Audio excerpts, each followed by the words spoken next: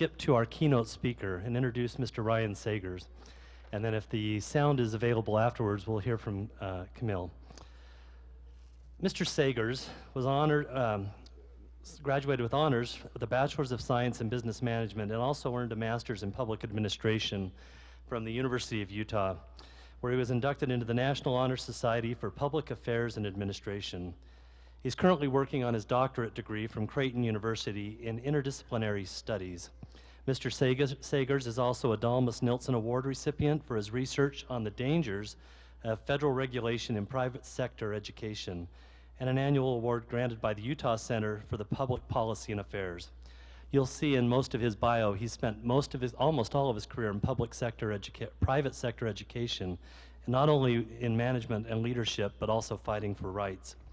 Most of his career has been in this private sector education industry, starting with a recruiter, and then leading into leadership roles in admissions, student services, academics, and leading campuses for 3 colleges as a director, president, and regional director, all before joining Ameritech College.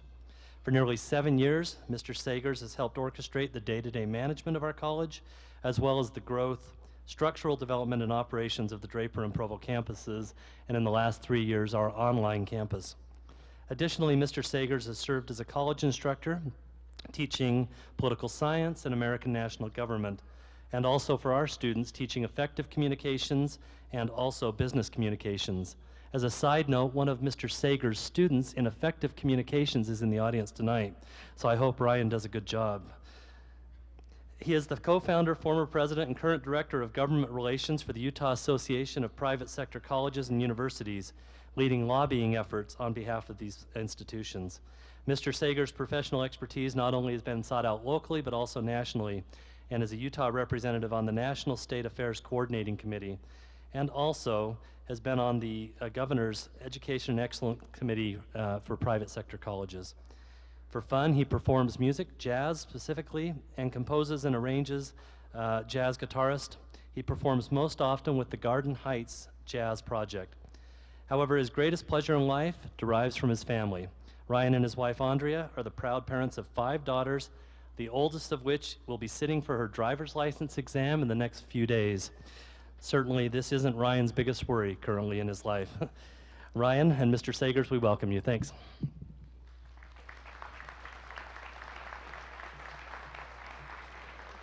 Well, I was looking forward to a great musical number, so I hope that we're able to resolve those difficulties. I walked backstage, and it looks like maybe a breaker or something tripped. But I do want to thank our graduate speakers. You have no idea what your words mean to us, so thank you for preparing your remarks. I've done this several times, and I know that it's not easy, so thank you. And let's give them another round of applause. Just a fantastic job. So.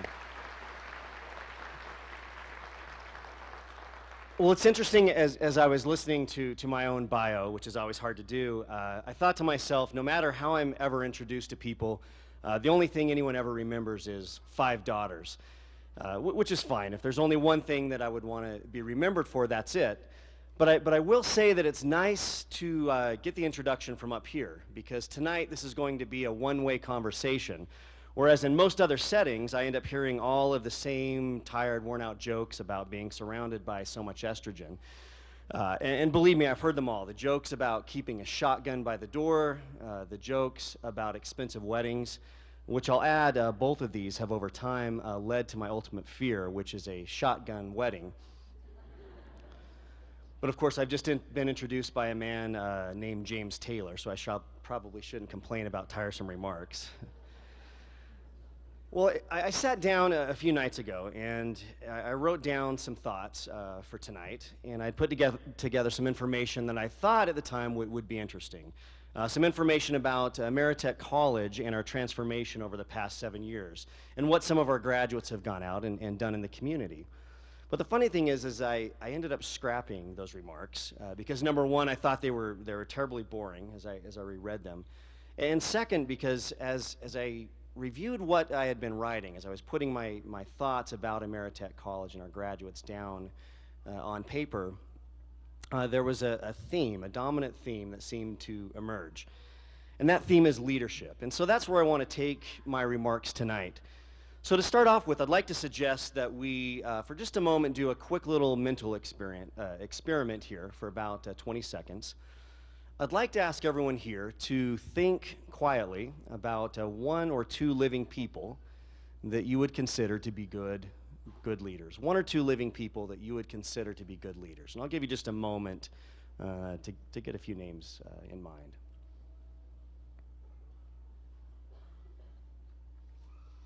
So while I don't know which leaders are on your mind right now, I can't help but wonder to myself, why did you think of those particular names? So I'm going to ask you to take a few more seconds and think about the qualities, the behaviors, the attributes that you believe these good leaders that came to your mind, the attributes that you believe they possess. I'll give you a few more seconds to do that.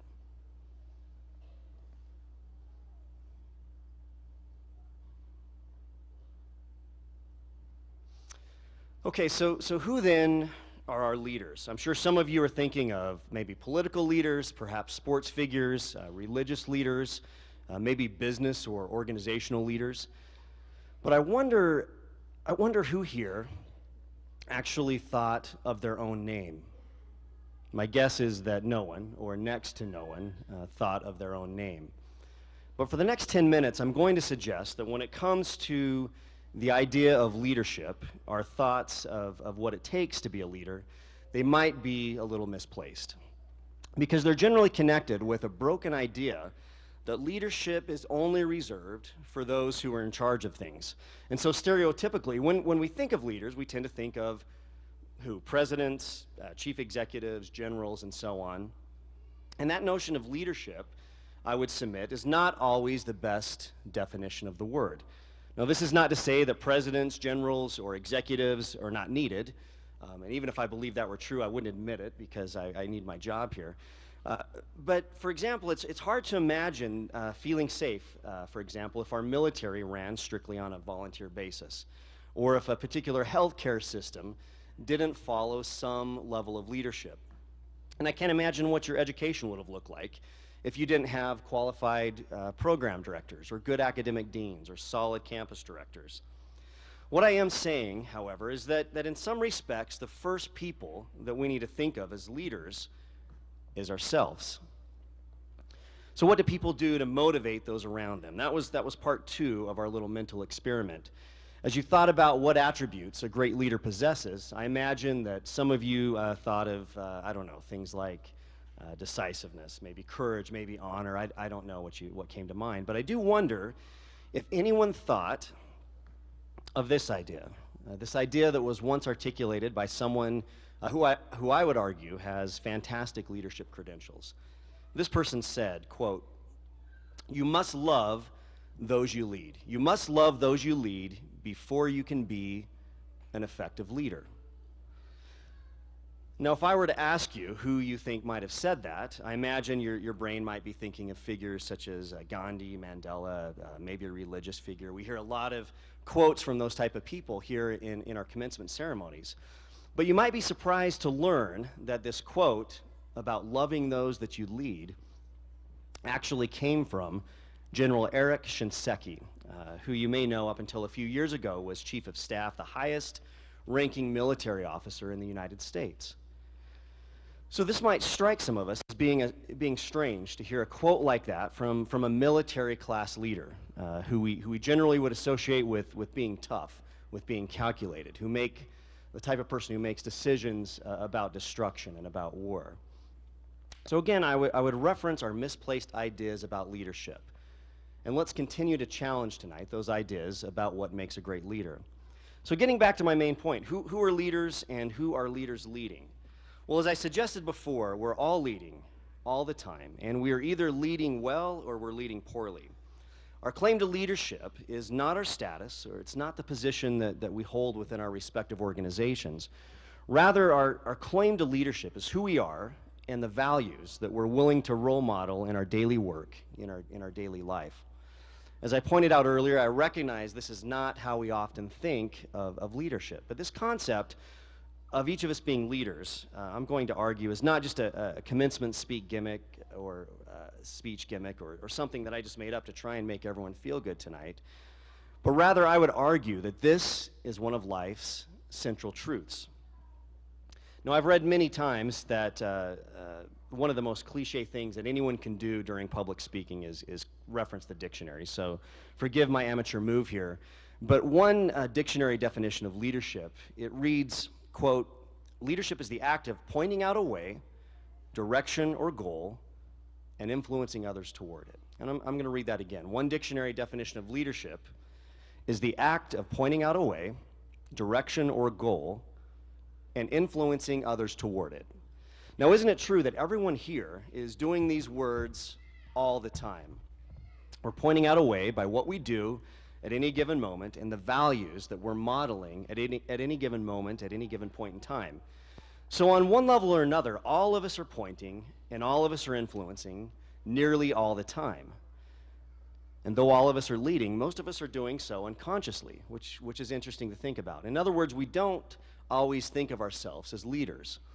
And in order to get better at it, in order to be more effective leaders, the first thing we need to do is to get a little more conscious about the fact that we're always leading all the time. Whether we want to or not, whether we know it or not, we are all leading all the time. So among our challenges, as we recognize that each of us are leaders and that each of us have an obligation to improve in our role as leaders, it's natural to ask questions like, I don't know, where do I start? What types of approaches should I take?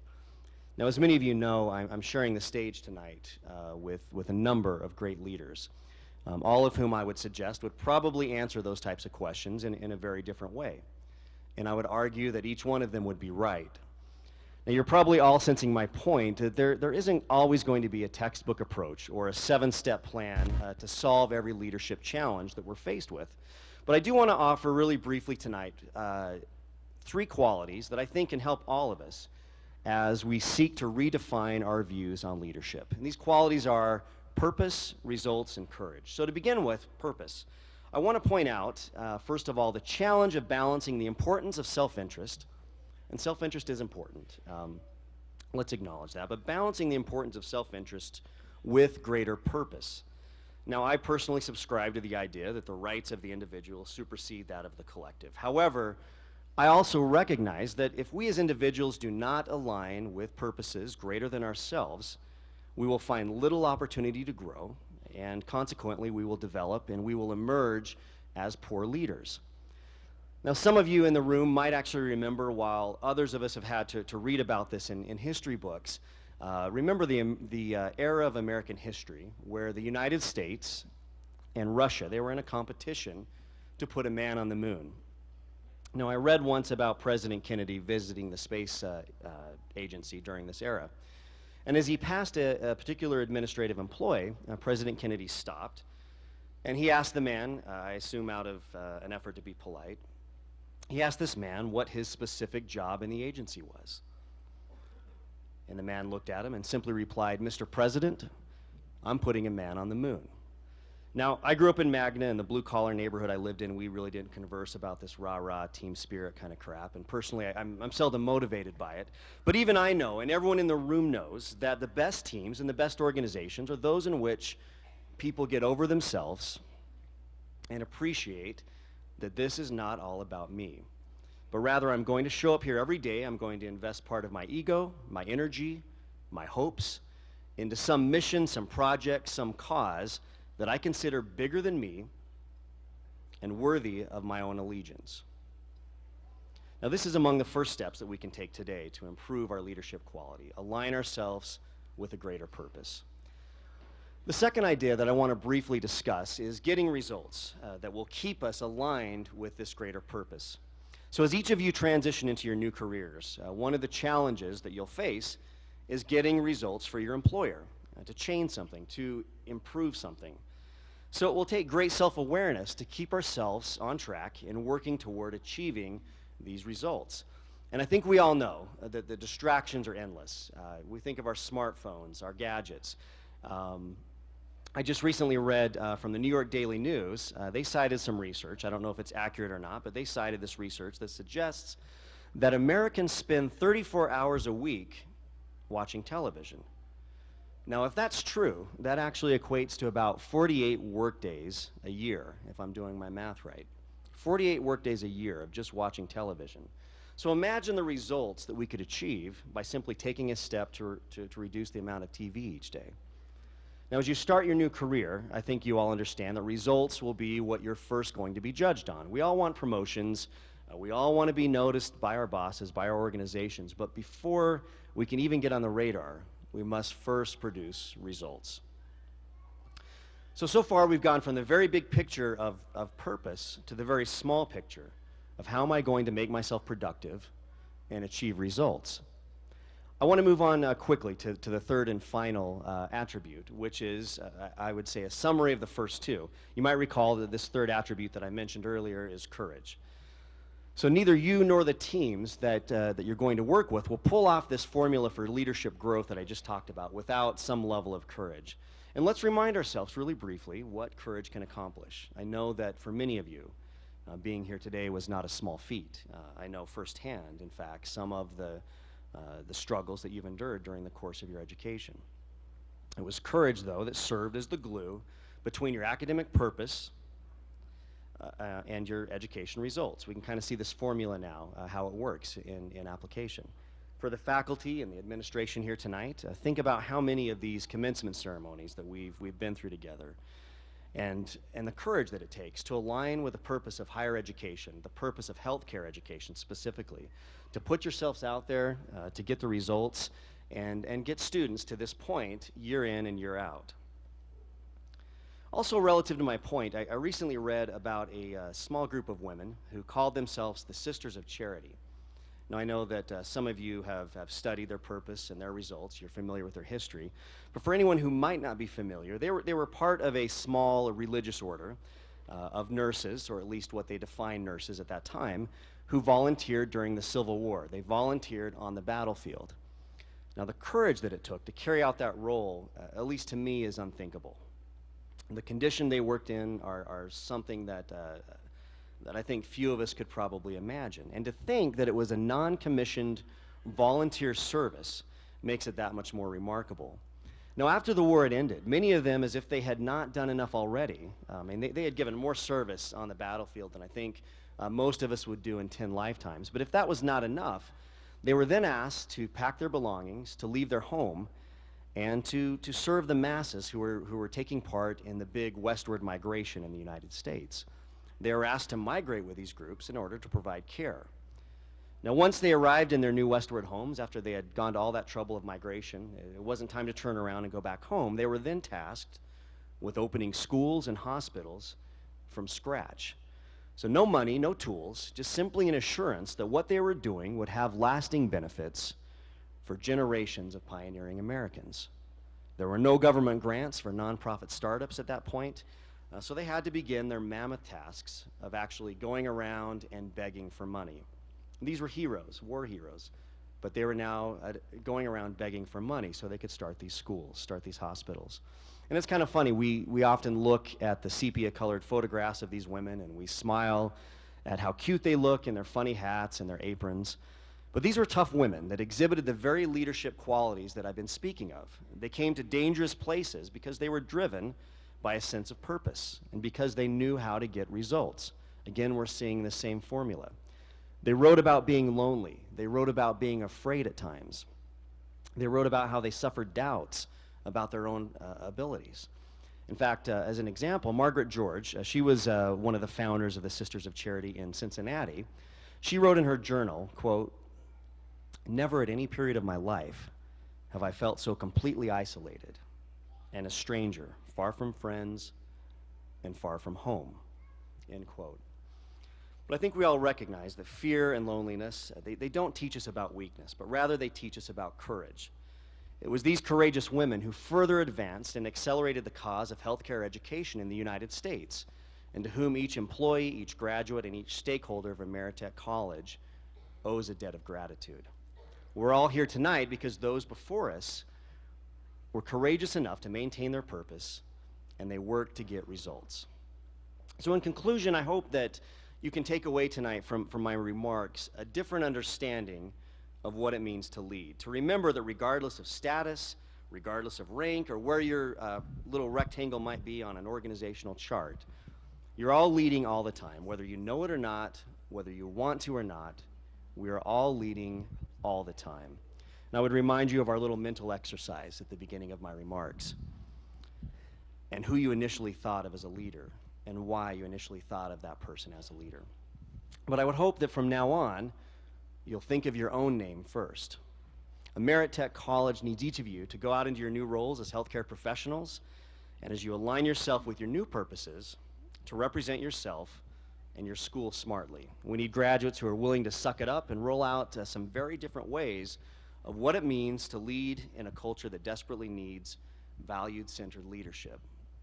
And let me just end by thanking each of you for choosing us to help get you to this point in your career. I speak on behalf of Ameritech College when I say that we are honored to have spent the last several months with you, and we look forward to helping many others, many of whom will choose to complete their education because they're following your direction. You're a source of great inspiration for me and motivation to me personally, and I just want to say that I wish you all the best in this next phase of your leadership. Thank you.